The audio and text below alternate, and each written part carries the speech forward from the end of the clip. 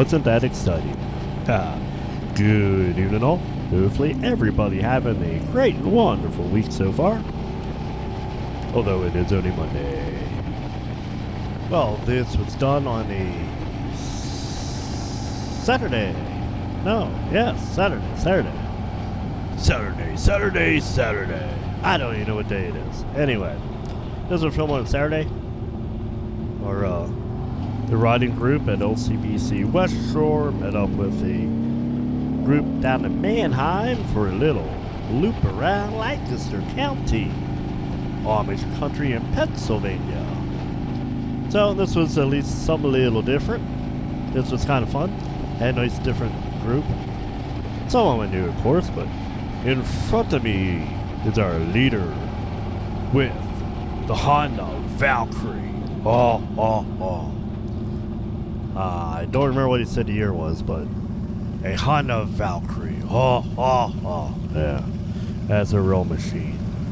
Now I'm out on the wonderful vibrating, the raw power of the Harley Davidson Tri-Glide. The vibration that makes your soul feel alive. Anyway, so here you go. Let me ride along here a little bit. We'll see how I bring this up. But this was fun. It was definitely a neat experience. Again, it's one thing I like about these group rides. Again, this one's not a big group. I think there's 12 of us. It is definitely reasonable, but it forces me to go places that I would not normally go myself. So, going by the wonderful cornfields. I have to say the corn looks pretty good considering it's been drought here. It's not like everywhere else around the U.S. in 2022. And it's dry. So, interesting to see how the corn prices stuff are this year. And you see the lawns on the right. So it is dry around here. So yeah, we'll see. Corn's a big thing around here. We're pointing people. But don't say it too loud, there's a lot of ears listening. Although Manheim was laid out in 1762 by Henry William Steigel for a land tract in Raffo Township, it wasn't incorporated until 1838. Means we have a lot of history. So much so that I thought was interesting. Sarah Franklin Bach, the daughter of Benjamin Franklin, moved to a home on the northeast corner of Market Square in Manheim during the British occupation of Philadelphia during the Revolutionary War. I thought that was a little interesting. We're definitely big as far as war because we were a big part of the war in South Central Pennsylvania. So there's a lot of war stuff, but you know, being one of the original 13 colonies, we also go back a long way. But it's just always interesting that when you grow up in this general area, it takes me about 45 minutes to get down here. But even though you grow up in a certain area, there's a lot of stuff that you don't really take into realization because it's always been here. It's always been there. You don't really consider a lot of this stuff until you go on these kind of adventures. And that piques your curiosity, or you see the wonderful signs. Which I hate. They have these memorial markers all over the place that signifies whether it's the Pennsylvania Canal, the Pennsylvania Railroad, different war parts or whatever. But you can't. They're usually right along the main road with nowhere to pull over. I mean, if you're gonna make these wonderful markers and try to tell the history of an area, at least give us a space to pull over so we can at least read it and, learn about it. But they don't. So it's it is very neat to see the history of it, and kind of one of the many things that I wish I cared more about when I was younger. But oh well. And in case you didn't know, because I didn't know, Lancaster County, and actually the Lancaster City, was America's oldest inland city. It was the nation's capital when the Continental Congress met downtown for one day in 1777. That's right. Lancaster's claim to fame, it was the capital for one day. So we do get our one day of fame. But of course, again, go back to this Aryan War. A lot of the, actually some slaves followed the Underground Railroad through parts of Lancaster County, including Columbia, Peach Bottom. So there was just so much around here. If you look at some of the names, of course, they had Conestoga. The Conestoga wagons that carried the pioneers westward were named after heavy broad-wheeled wagons first manufactured in Conestoga, Pennsylvania. So there you go. So it's just a fun, interesting, and if you never got out to Lancaster County, it's definitely worth it. And not because we have towns like Intercourse, Blue Balls, and many other inappropriate names, but it's just a beautiful, beautiful county. Great history. I mean, look at this. Beautiful. Trees everywhere. Trees surround you. You got hills. You got old barns. You got old houses. You got new stuff. You got old stuff. And Lancaster is one of those that I always enjoy coming down there. Lancaster County is definitely a beautiful, very it is well worth the trip. I'll put it that way. How's that? I'll quit my money. Of course, this is a whole lot more enjoyable to enjoy with the wife on the back. But look at these nice sweeping curves through the hills and mountains of Lancaster County. I would love to be on 2 wheels instead of 3, but these experiences are more fun to be shared. So we'll be out on the Geezer Glide with the wifey. It still was beautiful. The weather was awesome. A little hot in the 90s.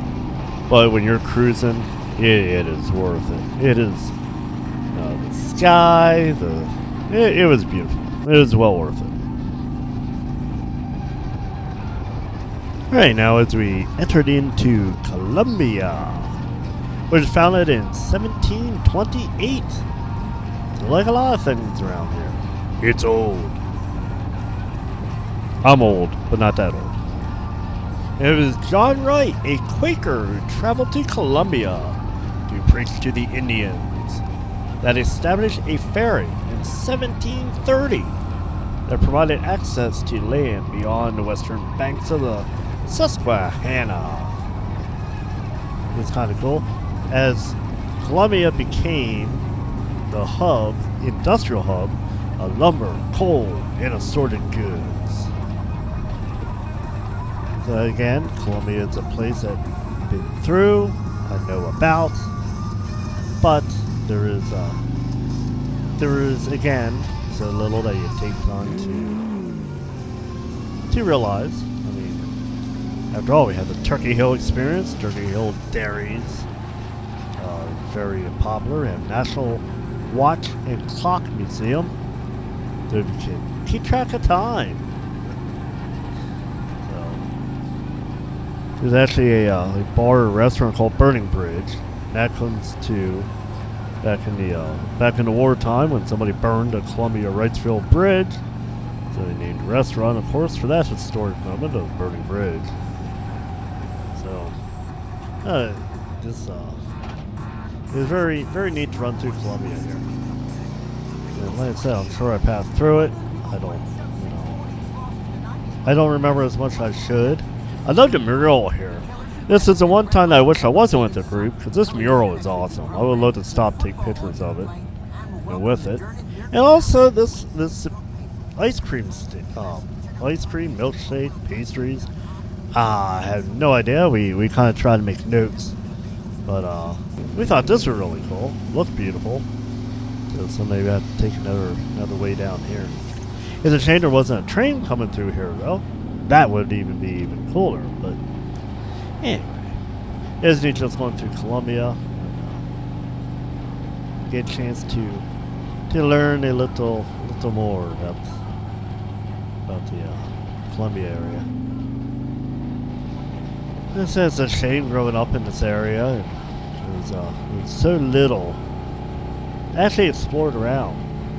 Yeah, I mentioned this in other videos, of course, but it was a shame when you travel, when you take a vacation, you look up so much and you try to learn about the area so you know where to go, what you want to see, what you want to do. Yet you grow up in an area and you realize how little you really explore, know, or do that's in your area. And this is no exceptions. We got down to Wrightsville a few times. Like I said, we go to Burning Bridges. We know the head cook down there. And that's where we've seen the Clydesdales earlier this year. I did a video on that. Yeah, the Budweiser Clydesdales in Wrightsville. But Columbia is just on the other side of the river, so not like it's that far. But can't really say I really spent much time here. I know about it, but obviously not enough. So again, these group rides are great for this kind of stuff. And like I said, it's a shame to me how little I know about my own area. I think I know more about other areas that I visited and do my own local area, which is really sad. But I'm sure there's many other people in the same mindset. I don't know. I say you kind of get so used to routine. So I don't know. Of course, over the railroad tracks the Susquehanna River, and of course I seen it back there. So I say, well, I'll just turn the camera. I'll get an awesome shot of the shore of the river and the mountains. Nope. Then as soon as I readjust the camera, what do you got? Nothing. You got trees. You got ran down houses. You got a bunch of abandoned cars, or I don't know if they're abandoned or not, but all of a sudden I give you a shot of the slums. So, welcome to today's professional photography and videography. I'm sure this is a lot more exciting than seeing the road. I mean, look, weeds, trees. I guarantee there's more to look at on the other side, but unfortunately, it's not. So here, you got sheds, you got vehicles, and you got some shady ran down motorhomes. You're welcome. I'm glad you enjoy my tour of the Dead Zone. Oh my. This is why I can't get sponsored. And as it looks like we're coming up on 15 minutes here, which normal average viewing time is like 3 minutes, so thank you to anybody who watches this far. The average view is about 350, so anybody who stayed for extra 10 minutes, thank you, you're awesome, I appreciate it. But we're always at 15 minutes, now we are 15 minutes, so I will end it here. And I guess we'll make it 2, maybe 3 videos of this ride. So we'll see. Hopefully next one will be a little more entertaining here. Thank you very much everybody for watching, and have a great, wonderful week.